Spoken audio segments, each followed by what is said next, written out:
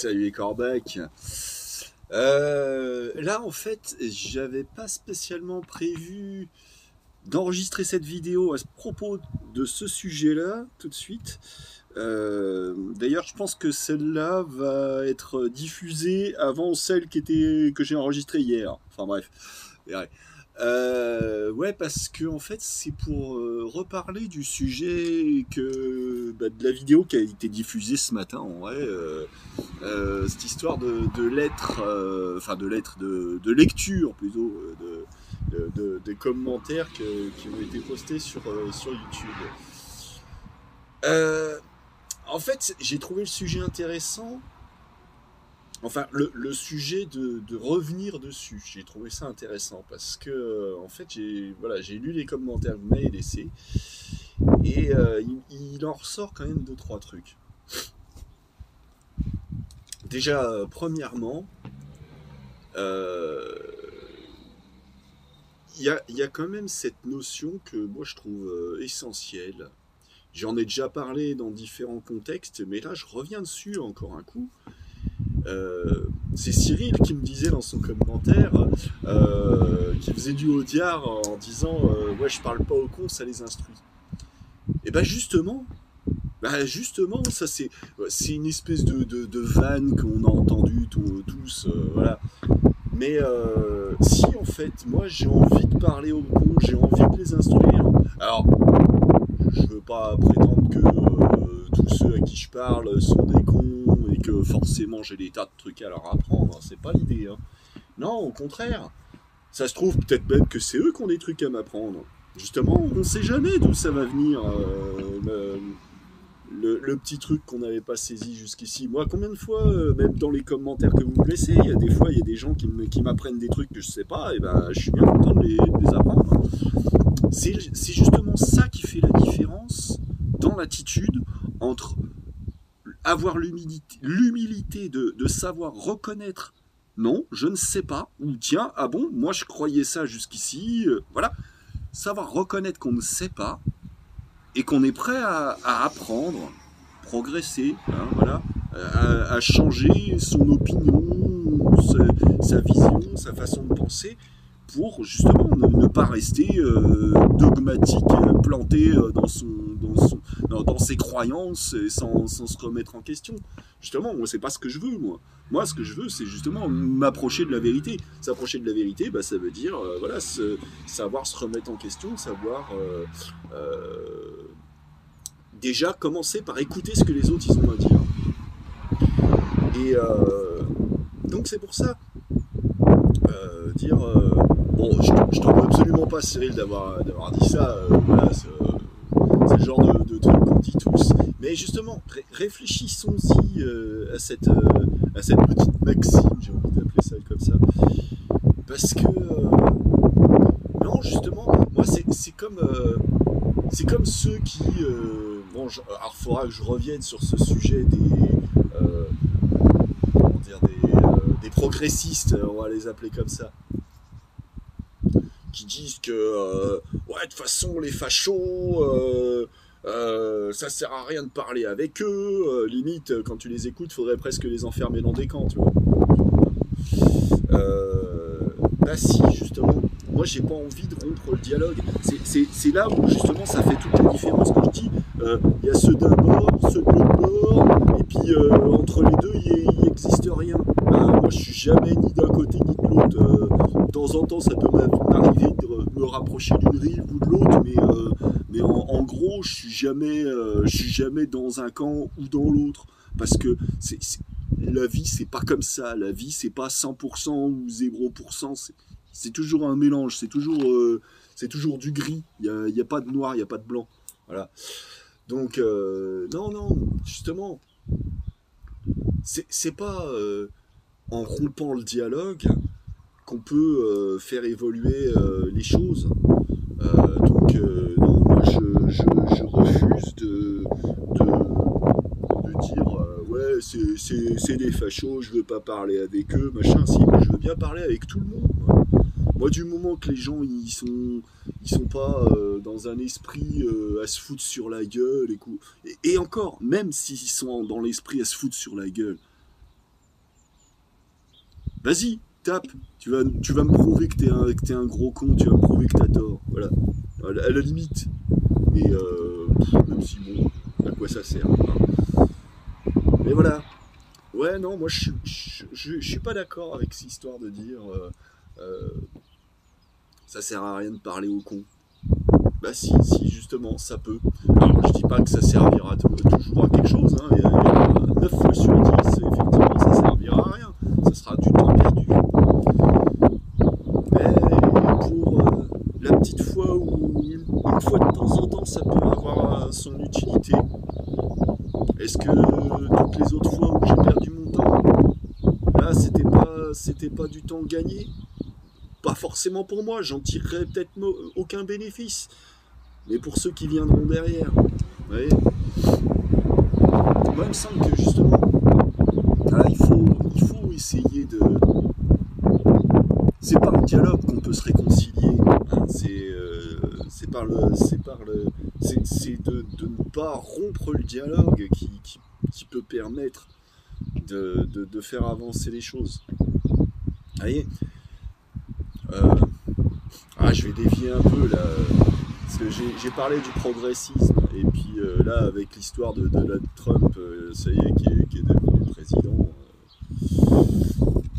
et bah justement, pour en reparler de ces progressistes, qui sont, quand je dis qu'ils sont aussi fachos que les fachos et qui veulent pas mieux dans le fond, et bah c'est quand même des gens qui se réclament du progressisme qui ont essayé de l'assassiner. En quoi ils valent mieux, hein? En quoi ils valent mieux? Alors, tout ce qu'ils ont gagné, c'est de le légitimer dans sa position. Regardez maintenant, c'est Dieu qui m'a sauvé. Voilà. Voilà, bande de cons, ce que vous avez fait. Voilà. Mais oui, mais nous, on a le droit, nous, on est légitime, hein. C'est pour la bonne cause, hein. Tous ces gens qui te disent, qui mentent pour la bonne cause, que tous les moyens sont bons et que comment c'est l'autre c'est il y a tous les moyens sont bons et la fin justifie les moyens. Voilà. Ça c'est leur grande phrase à ces gens-là en général, hein. Donc pour eux, poser des bombes, assassiner des gens, à la limite, si ça participe à la bonne cause, ça semble légitime. Bah je suis désolé, mais moi je suis pas d'accord. Alors, je veux dire, c'est pas tous les jours qu'on combat le nazisme, hein, que tu puisses en venir à de telles extrémités quand vraiment tu te retrouves acculé face à l'Allemagne nazie. Ouais, ok, d'accord. Mais là, c'est pas le cas quand même. Là, il suffisait d'aller voter aux élections, faire ton petit lobbying de ton côté. Tiens, je dévie, j'utilise un mot que je devrais pas utiliser, lobbying. C'est pas le bon contexte pour. Ou alors faudrait que j'en reparle d'abord. Mais vous voyez ce que je veux dire? Non, c'est pas. Là, il y avait d'autres solutions avant d'en arriver là. Le fait de couper, de prendre des raccourcis comme ça, bah, c'est pas bien, c'est malhonnête, c'est dangereux. Ça représente toute l'intolérance dont ces gens font preuve. Ils font preuve de la même intolérance que celle qu'ils reprochent aux autres. C'est quand même dingue ça. Voilà. Mais bon, les Américains, quand même, bien souvent, quand on les entend s'exprimer, les vidéos qui passent sur YouTube et tout quoi, mais des fois, je me dis, mais qu'est-ce qu'ils ont dans la tête, ces gens-là? Alors, c'est comme toujours, il y a le pire comme il y a le meilleur. Il y a des gens qui sont complètement tarés et il y a des gens qui sont formidables. Ben voilà. C'est ça l'humanité, hein. Donc c'est pour ça qu'il faut pas jeter la pierre, hein. Que Ouais, j'ai envie de reprendre un petit peu quand même les paroles de Jésus. Je suis désolé. Moi, il y a plein de gens qui crachent sur Jésus, qui disent ouais, que sa mère Jésus et tout ça parce qu'ils ont la plupart du temps parce qu'ils ont aucune idée de ce dont ils parlent. Mais quand il disait qu'il fallait avant de critiquer la paille dans l'œil de ton voisin, commence par retirer la poutre que t'as dans ton œil à toi. Ah ouais, hein. C'est l'autocritique dont je parle souvent, hein, le fait de savoir se remettre en question, savoir connaître ses propres torts. C'est ça dont il est question quand il parle de la paille et de la poutre dans l'œil. C'est ça la morale de cette histoire. Hein. Quand il dit qu'il faut pas jeter la pierre, bah c'est une question de tolérance. Ça veut dire que faut apprendre à faire preuve de la tolérance dont on aimerait bénéficier soi. Faut en faire preuve envers les autres. Hein. Donc, 2 petites secondes que je réfléchisse à mon sujet parce qu'à la base je parlais pas du tout de ça et j'avais d'autres trucs à dire. Alors j'ai peur d'en oublier un bout, donc j'en reviens. Mais je reprends, donc je reviens sur le sujet de base quand même, qui était faut pas parler aux cons, ça les instruit. Donc justement, hein, quand même, si on veut que les cons soient moins cons, si on a des choses à leur apprendre, faut prendre le temps de le faire. Sinon, faut pas se plaindre qu'ils sachent pas, hein, déjà. Mais non, là, ce que je voulais dire, c'était plutôt quoi? Merde, ça y est, j'ai fait une parenthèse et je sais plus ce que j'étais sur le point de dire. Ah, ça m'énerve quand je fais ça, putain. Ah bah merde, ah bah 2 secondes. Oui, je me souviens. C'est parce que, en fait, le gars donc avec qui j'avais cet échange là, il y a quand même 2 choses. Ce qui fait que moi, je me suis un peu moqué de lui, hein, je vais pas m'en cacher. Bah, c'est parce que le mec, il était quand même vachement. Je sais pas si vous avez eu le sentiment que j'ai eu en écoutant ce que j'en. Enfin, quand je vous ai lu l'échange. Et moi, j'ai quand même eu le sentiment que le mec, il me prenait de haut, hein, à me dire oui, non, mais attends, toi, tu sais pas, mais si tu savais, ben vas-y, explique-moi. Au lieu de me dire que je sais pas, vas-y, explique-moi, puisque t'as l'air de dire que c'est facile, que il suffit de se détacher. Non, non, hein, c'est pas si simple. Alors, je prétends pas tout savoir, hein, au contraire. Et justement, c'est pour ça que je prends pas les gens de haut.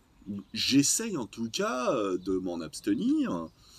Euh, je ne prétends pas tout savoir. Là, l'autre fois, alors c'était pas lui, mais il était un petit peu pareil. L'autre fois, il y avait quand même un mec qui me disait en commentaire, je sais plus quoi, que lui connaissait le but de la vie, il avait compris, sans déconner. Mieux que tous les philosophes depuis la nuit des temps, le gars, lui, il connaît le but de la vie, tu vois. Ben voilà, mais non, moi je suis désolé, autant je veux bien croire, euh, je suis très conscient d'être loin de tout savoir. Autant le mec qui me dit qu'il a rencontré Dieu ou qui connaît le but de la vie, bah, excuse-moi, mais t'es un guignol, tu me fais doucement rigoler. Hein? Faut arrêter les conneries, quoi. Non, personne ne sait. Personne. Pas plus toi que moi ou n'importe qui d'autre. Hein? Celui qui essaye de te faire croire des conneries comme ça, c'est Raël ou ce genre de connard. Hein? Donc non, non, je suis désolé, mais hein, ça, moi, je veux dire, tiens, alors parenthèse que je voulais faire depuis un moment, que j'ai oublié plusieurs fois de mentionner quand j'ai abordé ce sujet-là, c'est au sujet de l'humilité toujours. J'avais parlé une fois du monde du travail, donc c'est quand même en lien avec ce que je suis en train d'expliquer là. Je parlais du monde du travail et des rapports que les gens entretiennent dans le monde du travail. J'ai travaillé, moi, en bureau d'études alors dans le domaine, c'est dans une grosse boîte sur Mâcon qui s'appelle Metso Minerals. C'est une boîte qui fait dans les concasseurs, broyeurs, cribles, les tapis de convoyage, bref, le matériel pour les carrières et les mines, voilà, pour traiter les matériaux et faire tout le process quoi, de traitement des matériaux comme ça. Euh, et donc moi je débarquais dans un milieu que je connaissais pas. Moi mon expertise entre guillemets c'était d'être technicien et puis de connaître le dessin industriel et puis bon d'être un petit peu touche à tout. Voilà, j'avais mes domaines de connaissances quoi. Et je débarque dans ce milieu et on m'avait confié comme mission en gros, je devais reprendre la suite d'un gars qui allait partir en retraite et qui était responsable de la base de données de plan. Et donc j'avais cette mission-là, et en mission secondaire, puisque lui il était toujours pas en retraite, donc voilà, je bossais avec lui pour ce qui est d'apprendre un petit peu son boulot, mais de mon côté j'avais aussi une autre mission qui était celle de aider à la mise en place d'un système d'acquisition, des plans dans la base de données, enfin bref, un truc en interne. Et parce qu'il y avait des informaticiens qui créaient le logiciel et moi je devais expliquer aux usagers de la base de données comment bien se servir du truc et voir avec l'informaticien comment adapter, modifier le logiciel pour le rendre plus efficace, plus compatible avec ce qu'on attendait de lui. Voilà. En gros, voilà. Et donc, du coup, moi, tout le matériel de carrière, tous ces trucs-là, j'y connaissais rien à la base. Moi, c'était pas. J'apprenais au fur et à mesure que j'étais en train de bosser dessus, quoi. Et donc, ça fait que quand il y avait des réunions, parce que la réunionnite, on y avait droit à la réunionnite, hein, on était tous malades de réunionnite. Donc on se faisait des réunions, bien souvent les gens ils se faisaient chier, ils avaient un truc à dire une fois toutes les 10 minutes et encore, c'était presque plus pour faire plaisir au chef que pour faire avancer le schmilblick, hein, en vrai. Mais bon, on faisait nos petites réunions une fois par semaine au moins. Et donc, pendant ces réunions, combien de fois je me suis retrouvé limite à me faire foutre de ma gueule parce que je posais des questions très pertinentes, des questions auxquelles bien rares étaient ceux qui connaissaient les réponses. Bien rares, vraiment. Mais des questions justement que eux ne se posaient même pas.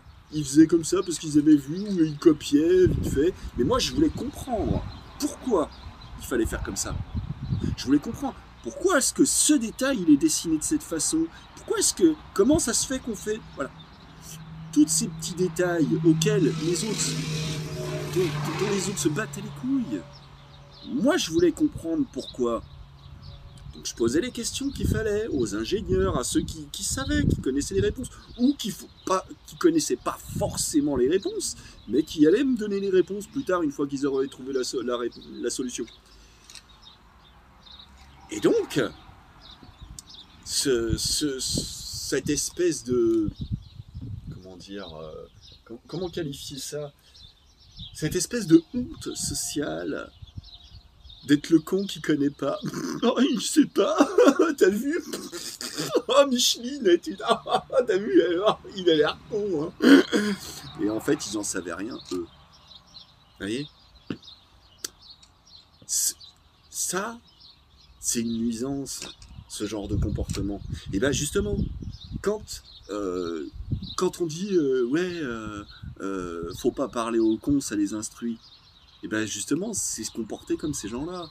Hein. Alors donc je t'en veux pas, Cyril, d'avoir dit ça. Voilà, on en dit tous hein, des conneries, et puis c'est même pas une grosse connerie. Dans un sens, quelque part, t'as raison. C'est moi que je pénalise, c'est à moi que je fais perdre du temps quand j'essaye en vain chaque fois que je croise quelqu'un sur ma route, de lui venir en aide ou de lui expliquer là où il se trompe et tout ça, plutôt que de le laisser confire dans sa connerie. Oui, c'est à moi que je fais perdre du temps. C'est pour ça que moi, je gaspille ma vie. Ouais, c'est vrai, c'est vrai. Mais bon, s'il y a personne qui le fait, bah, le monde, il avance pas. Hein. Faut bien qu'il y ait quelqu'un pour le faire, ça. Donc moi, je suis partisan de dire, ouais, moi, je vais prendre de mon temps pour le faire. Voilà. Donc, même si je passerais pour le con à ce moment-là, en définitive, le con de l'histoire, c'est ces autres abrutis qui se foutaient de ma gueule. Voilà. C'est comme ça. C'est comme ça. Moi, effectivement, hein, tout le monde ne peut pas avoir la même volonté que moi de prendre la vie comme un sacerdoce, se mettre, je dirais pas, parce que ça serait peut-être prétentieux de dire ça de ma part, au service des autres, parce que est-ce que je suis vraiment au service des autres? J'en sais rien. Mais enfin, je considère pas que c'est perdre du temps tant que ça. Parce que l'humain n'est pas un animal solitaire, c'est un animal grégaire. Donc si moi je perds du temps pour les autres, quelque part c'est à l'espèce humaine que je fais gagner du temps. Donc c'est, voilà, effectivement, à titre personnel, très égoïstement, bah oui, ce serait du temps perdu. Mais si je considère que c'est faire du bien à l'ensemble de la communauté, bah ouais, sur le plan individuel, ouais, ça reste du temps perdu. Est-ce qu'on peut dire que celui qui va faire du bénévolat dans une association, c'est du temps perdu? Non, moi je considère pas ça comme ça. Alors chacun fait suivant ses envies, suivant ses convictions et tout ça. Mais justement, c'est là où moi je dis ça incite à plus de tolérance. Et c'est là où il faut avoir de la bienveillance. Alors ça se voit pas toujours chez moi, désolé, parce que oui, ça m'arrive aussi de me foutre un petit peu de la gueule des autres, hein, parce que, bah, pardon, mais moi aussi je suis un être humain, et moi aussi j'aime bien me marrer, et des fois quand je tombe sur une tête de con, bah, ça m'arrive de me foutre de sa gueule. Mais bon, j'ai aussi des scrupules, et j'ai pas envie non plus de, de, de, de me pignoler en permanence en me foutant de la gueule des autres. Sinon, c'est malsain. Ça. Je veux dire, ça, c'est les trolls, ceux sur Internet qui vont pinailler sur chaque détail pour se foutre de la gueule des autres, pour se rassurer sur leur propre petite vie de merde. Hein, voilà. Non, bah non, ça, j'ai pas envie de faire ça, moi. Justement, ça peut m'arriver, oui, de me moquer de quelqu'un, mais en général, si la mère, je veux dire, c'est pas en général, c'est si la personne m'exprime le fait que je l'ai blessé, là, direct, je me reprends, je dis, oh non, excuse, pardon, je voulais pas, c'était pas l'idée. Mais bon, s'il y a moyen de discuter quand même, tu veux pas m'accorder 5 minutes là que je t'explique un ou deux trucs?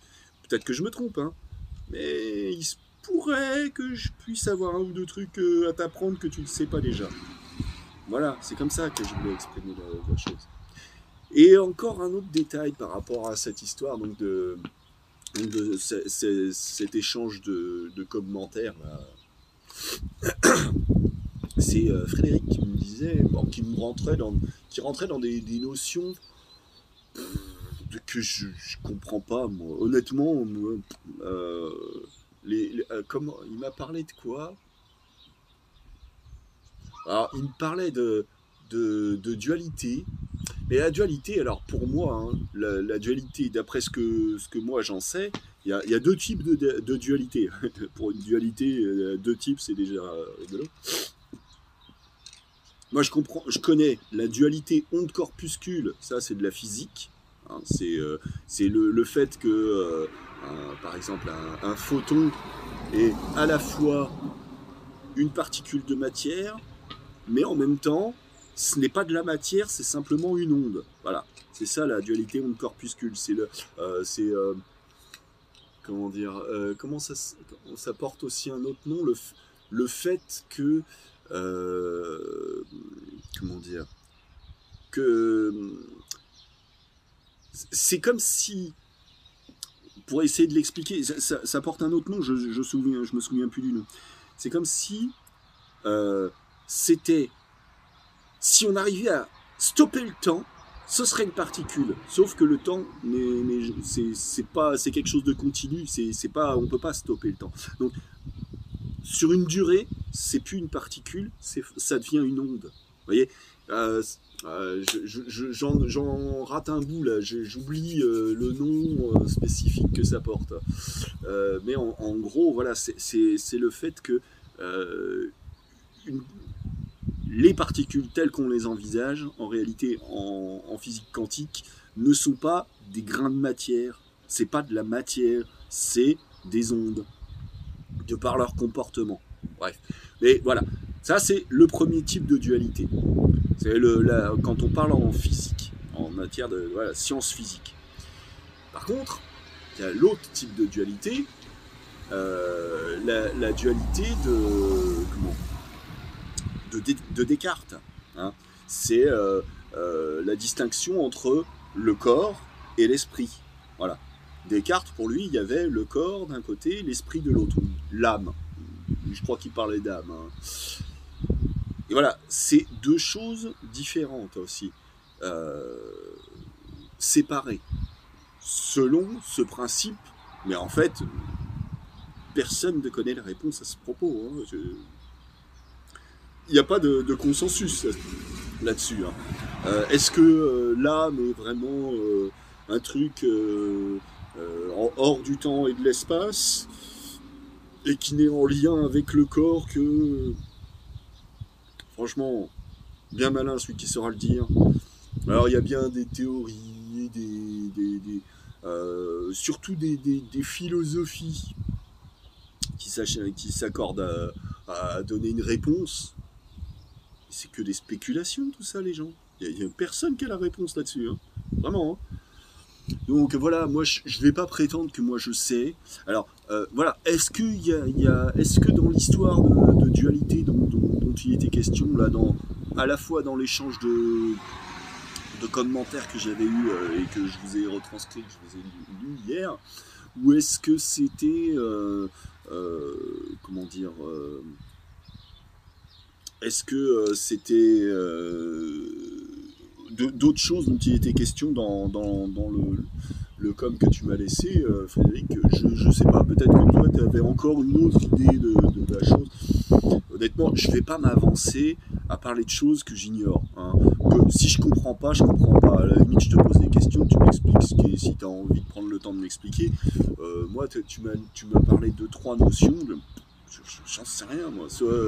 Ça, faut m'en dire plus, et puis on peut discuter, et je peux dire, ouais, tiens, moi, ce que je pense de la chose, si j'ai déjà expérimenté, ou mes petites théories sur le sujet, mais si tu me parles d'un truc que j'ignore, je peux te dire, bon, bah, écoute, si tu veux, mais si j'ai rien à en dire, j'ai rien à en dire, quoi. Alors, je crois que j'ai oublié un truc, tu avais parlé d'autre chose aussi. Enfin voilà, ce que je voulais dire par là, c'était, voilà, je veux pas donner une réponse histoire de dire ouais je sais, alors que si ça se trouve j'ai rien à dire, ou j'en sais rien, ou je risque de me tromper. Je passerai d'autant plus pour un gland. J'y tiens pas spécialement, hein. Autant ça me fait pas peur, autant j'ai pas spécialement envie de raconter de la merde et de passer pour un con. Donc voilà. Bon, je sais plus, je crois qu'il devait y avoir un ou deux autres points intéressants à aborder dans ton commentaire, Frédéric. Là. Mais bon, voilà, je crois que j'ai fait un petit peu le tour de la question, de ce que je voulais dire.